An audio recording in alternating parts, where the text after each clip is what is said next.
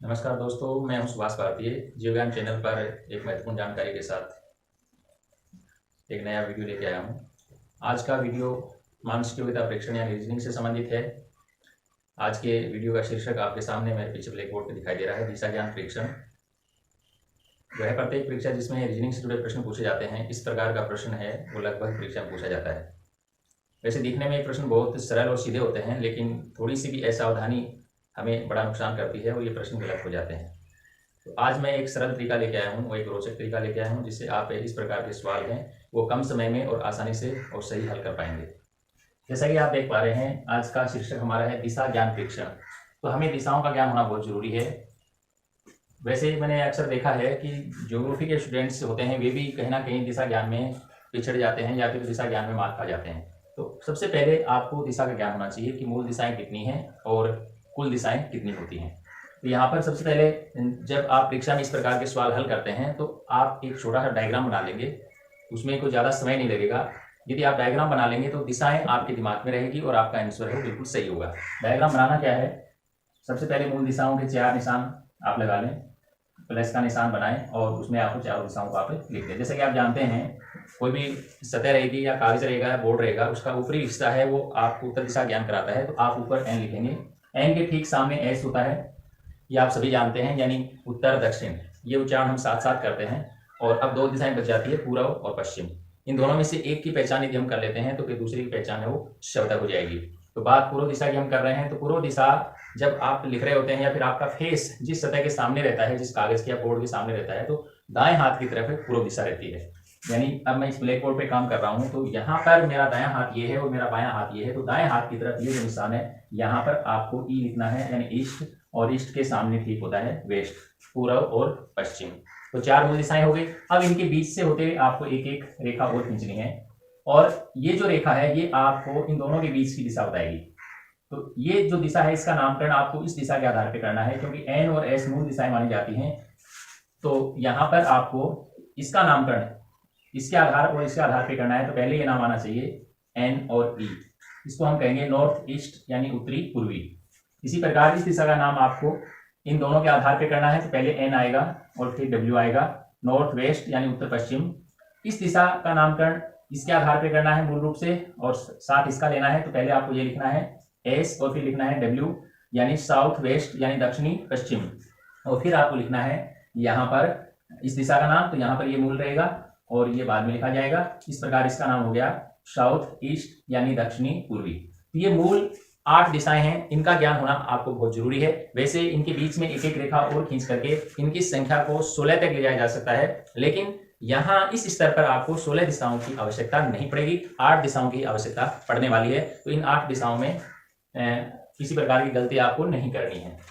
अब इसमें क्वेश्चन जब बिल्कुल सिंपल टाइप का आता है तब तो इन दिशाओं से काम चल जाता है। नाम आपको पता है, कौन सी तीर है वो कौन सी दिशा को इंगित करता है, काफी रहता है। लेकिन कई बार इस सवाल को थोड़ा सा स्टैंडर्ड का बना देते हैं और वो डिग्री से जुड़ी चीजें उसके अंदर डाल देते हैं। तो यहाँ पर वो चीजें भी साथ में क्लियर में कर देता हूँ।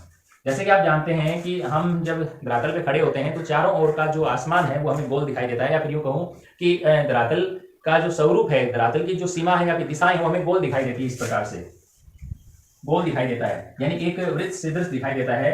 यदि हम इसको डिग्री में यानी अंशों में बांटते हैं तो इसके 360 भाग होते हैं, जिनको हम डिग्री कहते हैं 360।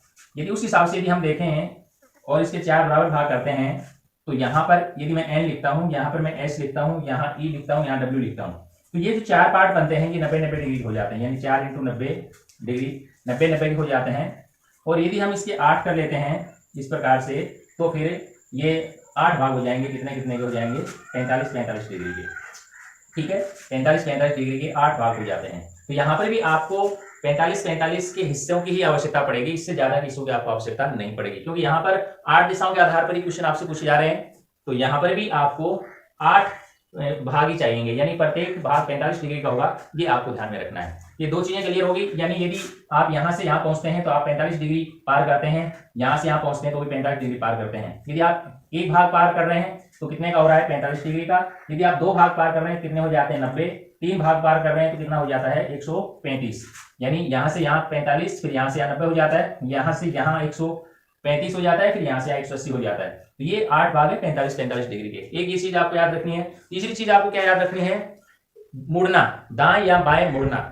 मैंने विद्यालयों में अक्सर जो भी राष्ट्र पर्व आते हैं उन पे मैंने पीटी परेड में बच्चों की तैयारी करवाई है कई बार। मैंने तो देखा है वहां पर बच्चों को दाएं और बाएं मुड़ने में बहुत दिक्कत आती है, वो समझ नहीं पाते। उनको दाएं का डायरेक्शन मिलता है तो बाएं मुड़ जाते हैं, या बाएं का कहते हैं तो दाएं मुड़ जाते हैं।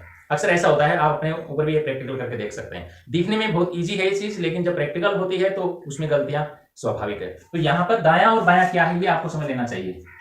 दायां और बायां, दाएं और बाएं का मतलब यहाँ पर मुड़ने वाले के दाएं हाथ और बाएं हाथ से है। यदि मैं आपके सामने खड़ा हूं तो यहाँ पर जिस हाथ पे वोच है वो मेरा बायां हाथ है और ये मेरा दायां हाथ है। यदि मुझे कहा जाए कि आप दाएं मुड़िए तो मुझे इधर मुड़ना चाहिए, यानी कि दाएं हाथ की तरफ मुड़ना है, और बाएं के लिए कहा जाए तो मुझे बाएं हाथ की तरफ मुड़ना है। अब इसमें हो सकता है कि आपका जो वर्क हैंड है वो आप दाएं हाथ से काम न करके लेफ्ट हैंड से कर रहे हो, तो इसका मतलब ये नहीं है कि वो आपका दायां हाथ हो गया है, दायां दाएं रहेगा, बायां बायां रहेगा। ठीक है, तो यहाँ पर ये मुड़ने वाली बात है, ये आपको समझ लेनी चाहिए।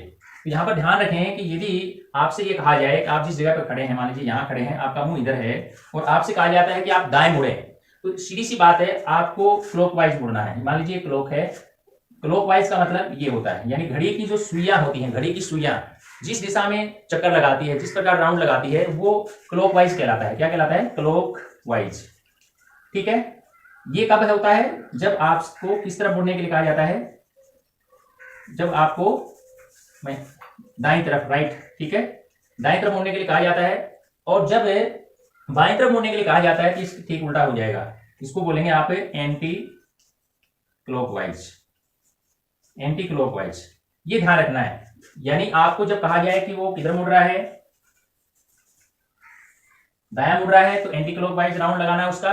और यदि वो बाएं मुड़ना है तो आपको, मतलब दायां मुड़ रहा है तो क्लॉकवाइज और बायां मुड़ रहा है तो एंटी क्लॉकवाइज। यानी इसको सीधे सरल रूप में आप ऐसे भी याद रखें, यदि वो दायां मुड़ रहा है तो ऊपर की तरफ, ठीक है, ऊपर की तरफ, और यदि बाएं मुड़ रहा है तो नीचे की तरफ। ठीक है, ये चीज हो गई, यानी एंटी क्लॉकवाइज और क्लॉकवाइज। ये तीन चीजें आपको विशेष तौर से ध्यान में रखनी है। ये 8 दिशाओं का ज्ञान होना चाहिए। उसके बाद 45 डिग्री के 8 हिस्से हैं, ये आपको पता होना चाहिए। और यदि दायां मुड़ता है तो क्लॉकवाइज और बायां मुड़ता है तो एंटी क्लॉकवाइज हो जाएगा। ये आपको ध्यान रखना है। ये ऐसे समझ सकते हैं कि यहाँ पे कोई व्यक्ति खड़ा है और यदि वो दाएं मुड़ेगा तो इसका मतलब उसका हाथ दायां ऊपर की तरफ है। यदि इधर मुंह है तो वो इधर मुड़ेगा। यदि उसका मुंह इधर है और यहां से यदि वो दाएं मुड़ता है तो वो इधर मुड़ेगा, यानी उसका राउंड अप है वो ये बन जाता है इस प्रकार से। और ये होता है क्लॉकवाइज। और बाएं की स्थिति बनती है, यदि वो व्यक्ति यहाँ खड़ा है उसको बायां मुड़ना है तो वो, इसका मुंह इधर है तो इसका मुंह हो जाएगा इधर, यानी घड़ी की सुइयों से विपरीत घूम रहा है वो। अब यहाँ इसका मुंह है, उसको बायां मुड़ना है तो इधर मुड़ेगा। इसका मतलब वो यहाँ से यहाँ पहुंच गया, यानी घड़ी की सुई के विपरीत ये चल रहा है। तो ये चीजें आपको तीन ध्यान में रखनी है। यदि इन तीन चीजों को आपने ध्यान में रख लिया तो इस प्रकार के सवालों को आप आसानी से हल कर पाएंगे। अब मैं एक एग्जांपल ले लेता हूं, पहले एक बिल्कुल सिंपल सा एग्जांपल लेता हूं ताकि आपको ये चीजें अच्छे से समझ में आ जाए। मेरे पास ये क्वेश्चन लिखा हुआ है, इसमें बताया गया है कि विद्यालय के पूर्व की ओर डाकघर है। यहाँ पर दो स्थानों की लोकेशन बताई जा रही है। एक विद्यालय है, ये मैं पॉइंट यहाँ बना लेता हूँ इसका, विद्यालय का ये विद्यालय है। और इसमें बताया जा रहा है कि इसके पूर्व की ओर डाकघर है। तो पूर्व दिशा, यानी ये डायग्राम आपके काम आएगा यहाँ पर कि आप मान लीजिए आपका घर है, यानी विद्यालय है वो यहाँ है और डाकघर इसके पूर्व में बताया जा रहा है, इसका मतलब डाकघर यहाँ है। तो ऐसा ही यहाँ पर भी एक रेखा खींच करके मैं डायग्राम बनाता चला जाऊंगा। ये आपका विद्यालय है, ठीक है, यानी स्कूल है, ये पोस्ट ऑफिस है, ठीक है। अब ये कह रहा है कि मेरा घर विद्यालय के दक्षिण में है। ये संबोधित कर रहा है कि मेरा घर विद्यालय के दक्षिण में है, यानी आपने लिखा कि स्कूल यहाँ है, पोस्ट ऑफिस यहाँ है और आपका घर यहाँ से, यानी स्कूल के दक्षिण में है, यानी नीचे की तरफ है। तो यहाँ पर आप एक रेखा खींचेंगे ऐसे सीधी और आप यहाँ पर लिखेंगे मेरा घर, यानी होम लिख देता हूं मैं, ये आप संकेत समझ जाएंगे। फिर अगली बात जो बता रहा है वो कह रहा है कि डाकघर के उत्तर में बाजार है। डाकघर के उत्तर में बाजार है। अब आपका डाकघर का पॉइंट यहाँ पर है, यहाँ डाकघर है, पोस्ट ऑफिस है, यहाँ से उत्तर में यानी ऊपर की तरफ मार्केट यानी बाजार है। यहाँ पर ये चीज बताई जा रही है। तो आपने तीनों स्थानों की, वैसे 4 हो गए, स्कूल हो गया, पोस्ट ऑफिस हो गया, आपका घर हो गया और मार्केट हो गया। यहाँ पे 4 स्थान हो गए और चारों की लोकेशन हमने बना ली है। लेकिन जो इंपॉर्टेंट चीज है वो अब आ रही है। ये कह रहा है कि यदि बाजार और डाकघर के बीच की दूरी, तो विद्यालय और मेरे घर के बीच की दूरी समान है, तो मेरे घर से बाजार है वो किस दिशा में है, यानी आपके घर की और स्कूल के बीच की दूरी और ये जो पोस्ट ऑफिस है और ये मार्केट, इसके बीच की दूरी है वो समान है, यानी ये यदि 2 किलोमीटर है तो ये भी 2 किलोमीटर ही रहेगी। ये आपको ध्यान रखना है। ये रेखाएं आप बराबर खींचें, यदि आपने बराबर नहीं खींचा है तो दिशाओं में गलती हो सकती है। अब मैंने लगभग यहाँ पे इसको बराबर खींच रखा है, तो ये डायग्राम सही है। अब ये आपसे पूछ रहा है कि मेरे घर से बाजार किस दिशा में है। यहां पर वो बिंदु आ जाता है जहां विद्यार्थी अक्सर गलती करते हैं, प्रश्न को जल्दबाजी में ध्यान से नहीं पढ़ते हैं, ऐसे में वो जवाब उल्टा दे देते हैं। और इस प्रकार के प्रश्नों के जो ऑप्शंस आते हैं उसमें विपरीत ऑप्शन जरूर दिए जाते हैं। जैसे सही ऑप्शन यदि उत्तर है तो दक्षिण भी मिलेगा उसमें, और यदि सही उत्तर दक्षिण है तो उसमें ऑप्शन एक उत्तर भी होगा। तो पढ़ने में यदि हमने गलती कर दी तो विपरीत जवाब देंगे हम और गलती हो जाएगी। ये कह रहा है कि मेरे घर से, यहाँ पे से को ध्यान में रखना आपको। यदि आपने ये चीज रख ली दिमाग में, से इसका मतलब आपको लोकेशन जो बतानी है वो आपके घर से यानी यहां से बतानी है। किसकी बतानी है? बाजार किस दिशा में है, ये क्वेश्चन है, बाजार किस दिशा में है। तो यहां से बाजार किस दिशा में है, तो मैं यहां पर एक रेखा खींच लेता हूं इस प्रकार से, और यहां मैं तीर का निशान लगा देता हूं, क्योंकि यही यहाँ पे पूछा जा रहा है कि आपके घर से बाजार किस दिशा में है। अब यहां पर ये जो रेखा है ये इस प्रकार से टेढ़ी है कि मैं यहां इसके बीच में एक हल्की सी सीधी रेखा खींच लेता हूं। ये मैं वो पॉइंट मान रहा हूं, बीच का पॉइंट मान रहा हूं, पृथ्वी की धुरी कह सकता हूं, मैं इसको केंद्र कह सकता हूं। तो यहां जब मैं एन लिखता हूं, यहां जब एस लिखता हूं और यहां ई लिखता हूं, तो आप देख पा रहे होंगे कि बाजार है वो कौन से डायरेक्शन में स्थित है। यहाँ पे एन है, यहाँ पे ई है, तो यहां मैं लिख दूंगा एन ई। इसका मतलब बाजार है वो नॉर्थ और ईस्ट में है। कहां से है? उसके घर से है। क्योंकि यहाँ पर भी वैसा ही यदि आप डायग्राम बनाएंगे तो वो का वही बनेगा। आप देख सकते हैं कि यहाँ एन, यहाँ एस, यहाँ ई और यहाँ पे डब्ल्यू, तो एन और ई के बीच में डायरेक्शन बन रहा है, तो ये दिशा है वो नॉर्थ और ईस्ट होगी। इसको हिंदी में हम उत्तर पूर्व कहेंगे, और परीक्षा में ऑप्शन हिंदी में दिए गए होते हैं, इसलिए आप हिंदी में इस चीज को समझे। ये देखिए सिंपल सा क्वेश्चन था जो मैंने आपको समझाने के दृष्टिकोण से बताया है।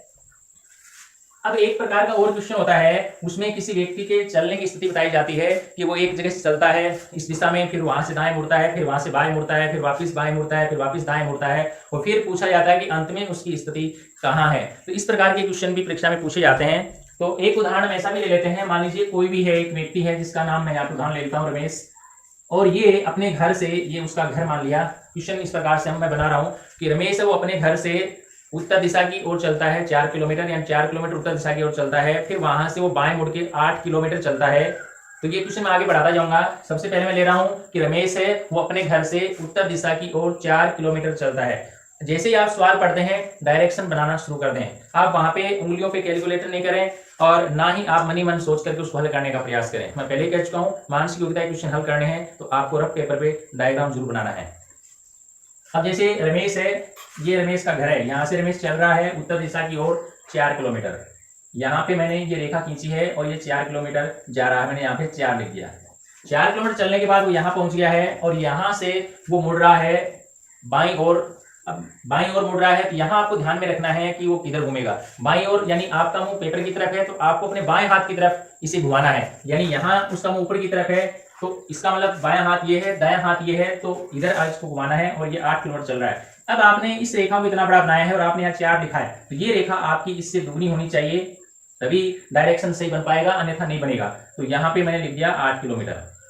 अब यहाँ से वो वापिस 6 किलोमीटर चलता है और किधर मुड़ के चलता है? बाईं ओर घूम के चलता है। अब यहाँ पर वही एंटी क्लॉकवाइज बनेगा। आप देख सकते हैं कि यहाँ इसका मुंह है वो इस दिशा में है और यहाँ से वो बाएं घूमता है। तो आप यूं टेढ़ा अगर देखते हैं तो आपका जो लेफ्ट हैंड है वो नीचे की तरफ आता है, तो ये भी नीचे की तरफ मुड़ेगा और कितना चलेगा? 6 किलोमीटर। तो यहाँ पर आप देख लें ये 4 किलोमीटर रेखा है, तो लगभग इतनी होगी और इसकी आधी और मैंने प्लस कर दी, तो ये होगी 6 किलोमीटर। ठीक है, ये हो गया। अब यहाँ से फिर बाएं मुड़ता है और बाएं मुड़ने के बाद फिर वो 8 किलोमीटर चलता है, फिर वो 8 किलोमीटर चलता है, तो यहां से फिर बाएं मुड़ रहा है वो। उसका मुंह चूंकि नीचे की ओर है तो बायां हाथ उसका किधर होना चाहिए, ये चीज आपको अच्छे से समझ में आनी चाहिए। जैसे कि मैंने आपको बताया वो एंटी क्लॉकवाइज चल रहा है, तो यहाँ यदि उसके मुड़ने की स्थिति बाएं बताई जा रही है तो घड़ी की सुई ऐसे घूम रही है, बाएं मुड़ा है सारी स्थिति में, यहाँ पर भी बायां मुड़ा, यहाँ पर भी बायां, यहाँ पर बायां, यहाँ पर भी यदि वो बाएं तरफ मुड़ रहा है तो उसकी स्थिति ये हो जाती है। ध्यान ये रखना है कि कितने किलोमीटर चल रहा है? 8। तो ये रेखा 8 किलोमीटर की थी, तो हमें ये भी 8 की रखनी है और हमने इसको यूं आगे ले आया। अब वो यहां पहुंच चुका है। अब आपसे पूछा जा रहा है बताइए कि वो अपने घर से किस दिशा में स्थित है, यानी कौन सी दिशा में अब वो खड़ा है, अपने घर से कौन सी दिशा में खड़ा है। यहाँ प्रश्न 2 प्रकार का हो सकता है, ध्यान से सुन ले आप। ये भी हो सकता है कि उससे उसका घर किस दिशा में है, उससे उसका घर किस दिशा में है, किससे? उस व्यक्ति से, यानी रमेश से। यहां दो प्रकार के क्वेश्चन बन गए। रमेश से घर किस दिशा में है और घर से रमेश किस दिशा में है। दोनों ही प्रकार की बातें परीक्षा में पूछी जा सकती हैं, इसलिए आप ध्यान से ये चीज पढ़ लें। यानी इस प्रकार के प्रश्नों की अंतिम पंक्ति को ध्यान से पढ़ें आप। यदि ऐसा कर लिया उत्तर गलत नहीं होगा। अब हम दोनों ही प्रकार के प्रश्नों का उत्तर ले रहे हैं। पहले हम ले रहे हैं रमेश से घर। तो रमेश यहां खड़ा है, घर यहां पर है, ठीक है। इनके बीच में मैं एक लाइन खींच लेता हूं इस प्रकार से, और यहां पे मैं डायरेक्शन के नाम डाल देता हूं। ठीक ऊपर की तरफ एन होता है, इसके ठीक नीचे एस होता है, यहाँ ई और यहाँ पे डब्ल्यू। अब आप देख सकते हैं कि रमेश से घर, यानी रमेश यहाँ खड़ा है, ये रमेश का घर था यहाँ पे, तो ये कौन सी दिशा है? इसी में आप बता सकते हो, नॉर्थ। तो इसका उत्तर आना चाहिए उत्तर। और यदि आपसे पूछा जा रहा है घर से रमेश कौन सी दिशा में है, तो ये डायरेक्शन मैं यहां बनाता हूं, इस जगह पे यहां एन लिखता हूं, यहां ये नीचे एस लिख देता हूं। ये रमेश का घर है और घर से रमेश कौन सी दिशा में है? नीचे की तरफ है, और नीचे की तरफ यहां लिखा हुआ है एस, यानी साउथ यानी दक्षिण। ये देखिए दोनों प्रश्नों के उत्तर एकदम से विपरीत आए हैं, और इसी प्रकार की गलती अक्सर हम परीक्षा में कर बैठते हैं। तो ये भी एक सिंपल सा क्वेश्चन था। ये दूसरे प्रकार का क्वेश्चन जो परीक्षा में पूछा जा सकता है। अब मैं तीसरा उदाहरण ले रहा हूं। ये जो नीचे मैंने डायग्राम बताया था इससे जुड़ा हुआ, ये हमें ठीक से हल करना है।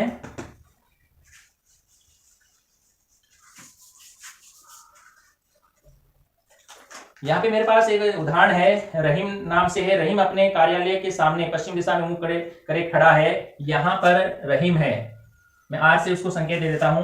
ये अपने कार्यालय के सामने, यानी यहाँ पे खड़ा है, यहाँ इसका कार्यालय ऑफिस है, और उसके सामने पश्चिम दिशा में मुंह किए खड़ा है, यानी यहाँ पर उसका मुंह है, उसका डायरेक्शन ये है, ठीक है। वह घड़ी की सुई की दिशा में 45 डिग्री घूमता है, घड़ी की सुई की दिशा में। यहाँ एक चीज देखिए, एक यहाँ पर इसका चलना नहीं बताया जा रहा है, सिर्फ घूमना बताया जा रहा है। तो यहाँ पर एक छोटी सी चीज को आप ध्यान रखना है कि आपका जो डायग्राम है वो यहीं बन सकता है। इस प्रकार से ये जो 8 दिशाएं हैं हम इनको यहाँ बना सकते हैं। अब उसका शुरुआती मुंह यहीं पे खड़ा है वो, लेकिन मुंह यहाँ है उसका, ठीक है।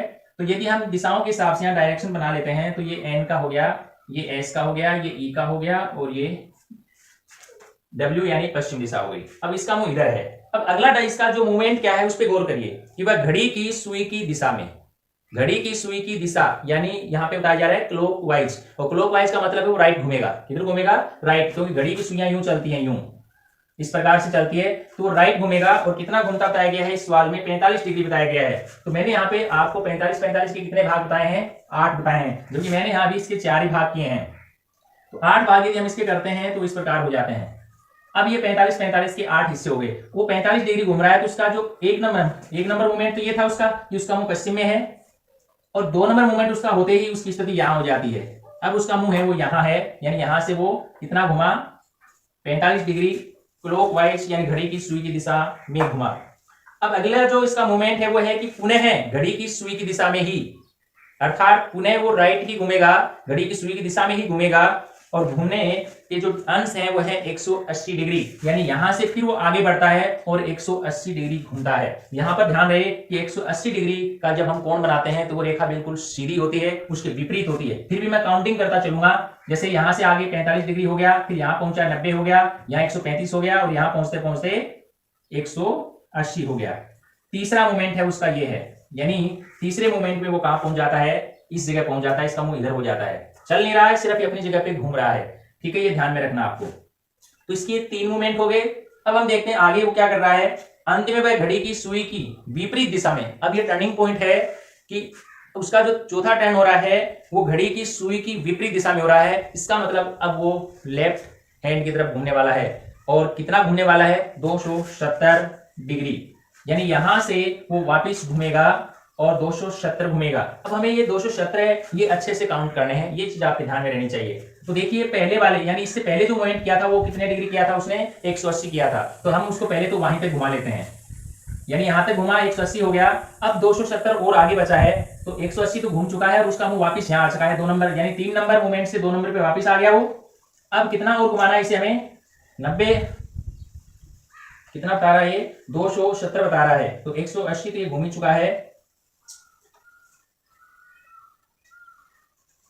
तो 90 डिग्री और घुमाना है इसको, तो ये हो जाएगा फिर 180 और 90 270 हो जाएगा। तो हमें 90 डिग्री और घुमाना है। तो यहाँ यदि ये पहुंचता है यहाँ पर तो 45 डिग्री हो जाते हैं, और फिर यहाँ से यहाँ पहुंचता है तो 45 और हो जाते हैं, यानी यहाँ से यहाँ तक 90 और हो जाते हैं, यानी 180 तो यहीं तक हो गए, और फिर यहाँ से यहाँ तक 90। आप देख भी सकते हैं यहाँ पे समकोण बन रहा है, यहाँ पे इन दोनों के बीच में। तो ये कुल जो राउंड हो गया, यानी इसकी जो चौथी स्थिति है वो यहाँ बन जाती है, और इसका कुल राउंड हो गया 270 डिग्री। यहाँ वो कितना घुमा, 45 डिग्री घुमा था। यहाँ कितना घुमा था, 180 डिग्री घुमा था। और फिर ये जो एंटी क्लॉकवाइज था ये था 270 डिग्री। ये इसके मोमेंट्स थे। अब हमारा सवाल बनता है, और सवाल ये पूछ रहा है आपसे कि अब उसका मुंह किस दिशा में है, उसका मुंह किस दिशा में है। तो यहां आप देख रहे हैं कि घूम करके अब उसका मुंह कहां बना हुआ है ये हमें देखना है। तो अब यदि आप डायरेक्शन के हिसाब से नाम दे रहे हो तो आप देख रहे हो यहाँ एन है, ये देखिए दिशा है, ये एन, ये एस यानी साउथ है, ईस्ट और वेस्ट है। यहाँ उसका मुंह कौन सी दिशाओं के बीच में आप देख सकते हैं, यहाँ डब्ल्यू, यहाँ एस यानी एच डब्ल्यू, ठीक है, इन दोनों के बीच में है। और एच डब्ल्यू का मतलब यहाँ पे हो गया दक्षिण पश्चिम। तो आपका सही जवाब आएगा दक्षिण पश्चिम। तो इस प्रकार के जो सवाल हैं उन्हें आप आसानी से हल कर सकते हैं। तो आज अब अगला जो उदाहरण लेके चल रहे हैं वो चौथे प्रकार का उदाहरण है, जो भी अक्सर परीक्षा में पूछा जा रहा है। और ये उदाहरण है वो इस प्रकार से है कि इसमें बताया गया है, मंजू नाम से लिया गया है कि मंजू ने एक बिंदु डी से उत्तर दिशा में चलना प्रारंभ किया। जैसा कि मैंने आपको बताया था कि सवाल में जो भी डायरेक्शन दिए गए हैं, जो मूवमेंट्स दिए गए हैं, उन मूवमेंट्स के साथ ही आपको चलते रहना है। यहाँ पे नाम दिया गया मंजू, मैं यहाँ पे एम से संबोधित कर लेता हूँ इसे मंजू। और बताया गया है डी नामक स्थान, बिंदु डी से, मंजू है जो बिंदु डी से। तो यहाँ पे ये जो नाम है ये कोई ज्यादा मायने नहीं रखने वाला है, इसका स्थान मायने रखना है, क्योंकि दिशा का संबंध है वो स्थान से होता है। तो यहाँ पे डी इंपॉर्टेंट है, ये डी स्थान है जहां से ये यानी मंजू, ठीक है, डी स्थान से मंजू उत्तर दिशा में चलना प्रारंभ किया, उत्तर दिशा में चलना प्रारंभ किया, अर्थात तो इस स्थान से उत्तर दिशा की ओर जाती है। तो मैंने जैसे कि बताया कि इस प्रकार का सवाल हल करने से पहले आप इस प्रकार से दिशाओं से जुड़ा ये डायग्राम है वो बना लें। इसमें ज्यादा समय लगने वाली कोई बात नहीं है, आलस्य नहीं करें और इसे आप तुरंत बना लें, ताकि आपके इस सवाल में किसी प्रकार की कोई गलती नहीं हो, क्योंकि प्रतियोगिता परीक्षाओं में रिस्क लेना अच्छी बात नहीं है। तो ये आपने बना लिया। तो अब ये करें उत्तर दिशा की ओर, तो आप सोच सकते हैं ये जो जगह है ये डी स्थान है और यहाँ से मंजू चल रही है नॉर्थ की ओर। तो आप भी इसी प्रकार एक रेखा खींच लें और उसकी स्थिति है वो ये बताएं। अब सवाल आगे कह रहा है कि 30 मीटर चलने के बाद, यानी यहाँ से वो उत्तर की ओर चलती है और कितना चलती है, 30 मीटर चलती है। तो यहाँ आप साथ में उसकी दूरी भी लिख दीजिए कि वो एक स्थान से चली जिस स्थान का नाम है डी, और वो उत्तर दिशा में चली और कितना चली, 30 मीटर। फिर अगला जो मूवमेंट है वो सवाल में बताया जा रहा है कि 30 मीटर चलने के बाद वह बाईं ओर, यहां पर ये चीज विशेष तौर से ध्यान में रखना है कि यहाँ पे वो मूवमेंट क्या कर रही है कि इस जगह पहुंचने के बाद वो बाईं ओर, ध्यान रखें बाईं ओर। तो यहाँ ये भी ध्यान रखें उसका मुंह किधर है, ऊपर की तरफ है इस प्रकार से, और यहाँ से वो बाईं ओर घूमती है। तो यहाँ पर बायां हाथ किधर है, ये एक सिंपल सी बात है। या फिर आप एंटी क्लॉकवाइज वाला नियम याद रखें, जैसा कि मैंने आपको बताया, यदि वो उसका डायरेक्शन राइट रहता है तो क्लॉकवाइज यानी कि दाईं तरफ यदि मुड़ना होता है तो ऊपर की तरफ का निशान बनता है, यानी कि इस प्रकार से क्लॉकवाइज बनता है। और बाएं की यदि बात आती है तो फिर इसका विपरीत बनता है इस प्रकार से एंटी क्लॉकवाइज। तो वो इधर मुड़ेगी और इधर मुड़कर उसको चलना बताया गया है 40 मीटर। तो यहाँ आपने ध्यान रखें कि आपने 30 मीटर की दूरी की रेखा है वो इतनी बड़ी खींची है, तो 40 मीटर है वो इससे छोटी नहीं होगी, ना इसके बराबर होगी, बल्कि इससे थोड़ी सी बड़ी होगी। तो आप उसी प्रकार से आइडिया लगा करके उतनी ही बड़ी एक रेखा खींच लें और वहां पर लिख दें 40 मीटर। अब वो यहाँ पर पहुंच चुकी है। पहला मोमेंट ये था, दूसरा मोमेंट ये है, यानी पहले मोमेंट में वो यहाँ पहुंची और दूसरे मोमेंट में यहाँ पर वो पहुंच चुकी है। अब आगे सवाल कह रहा है कि बताइए डी से ई की, यानी ये जो स्थान है इसको नाम दिया गया है ई, और पूछा जा रहा है डी से ई की दूरी कितने मीटर है। यानी आपको यहां से यहां तक, यानी उसके प्रारंभिक बिंदु से उसके पहुंचने के बिंदु तक की दूरी आपसे पूछी जा रही है। यानी मैं यहाँ पर इनको एक रेखा से मिला देता हूं। तो ये जो दूरी है वो आपको बतानी है यहां से यहां तक। तो यहाँ भी आप कोई नाम दे सकते हैं, जैसे डी दिया या ई दिया, यहाँ पे कोई भी नाम दे दिया, जैसे आपने ए दे दिया, यानी डी के बाद वो ए पहुंची और ए के बाद वो ई पे पहुंची है। डी और ए के बीच की दूरी यहाँ पे आपकी कितनी है, 30 मीटर है। और यहाँ पर ए से ई की दूरी दी गई है आपकी 40 मीटर। अब आप देख रहे होंगे कि यहाँ पर एक डायग्राम बन चुका है।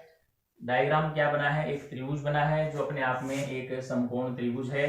तो यहाँ पर जो दूरी पूछी जा रही है, यहाँ पे जो भी त्रिभुज होता है उसमें ये 3 भुजाएं हैं उसकी, यानी आधार है, लंब है और कर्ण है। यदि आप इसको सीधा खड़ा बना लेते हैं तो ये इस प्रकार दिखेगा आपको, ये वाला। और इसे आप यदि ए मानते हैं और इसे आप डी मानते हैं और इसे आप ई मान लेते हैं, तो ये दूरी है, ये आपकी 30 मीटर है, ये दूरी आपकी 40 मीटर है और ये आपसे पूछा जा रहा है। यानी ये जो दूरी है ये आधार कहलाएगी और ये दूरी लंब कहलाएगी।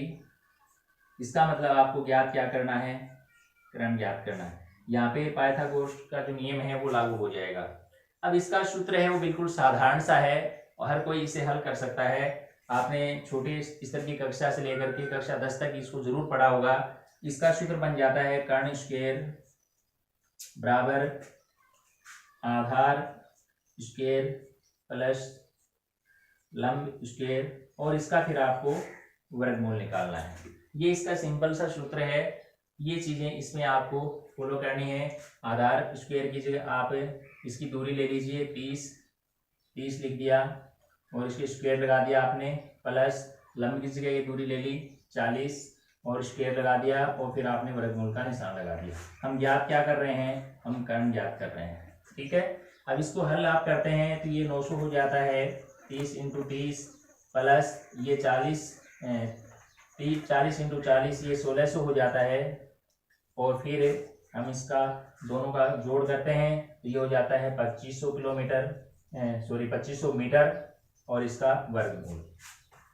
यानी अब आपको करना क्या है, यहाँ पे 2500 का वर्गमूल ज्ञात करना है। वैसे ये शून्य यदि आप हटा देते हैं तो ये अपने आप में 25 रह जाता है और 25 का वर्गमूल निकालना और याद रखना बिल्कुल इजी रहता है, यानी इसका 5 आता है। अब एक शून्य और लगा देते हैं तो ये हो जाता है आपका 50। अब यदि ऑप्शन में आपके 50 आंसर है वहां पे, तो आपका सही उत्तर क्या आएगा, 50। यानी ये जो दूरी है ये 50 मीटर होगी। ये एक सिंपल सा उदाहरण था और ये अक्सर प्रतियोगिता परीक्षाओं में पूछा जा चुका है, इसलिए मैंने ये उदाहरण इसमें शामिल किया है। तो मैंने कुल मिलाकर के इस पूरे वीडियो में 4 प्रकार के उदाहरण आपको बताए हैं और मुझे उम्मीद है कि आप जिस प्रतियोगिता परीक्षा में बैठने वाले हैं इन चारों में से किसी एक प्रकार के सवाल पूछा जाएगा। तो मिलते हैं किसी एक नए वीडियो में एक नई जानकारी के साथ। तब तक के लिए सभी को नमस्ते और नमस्कार।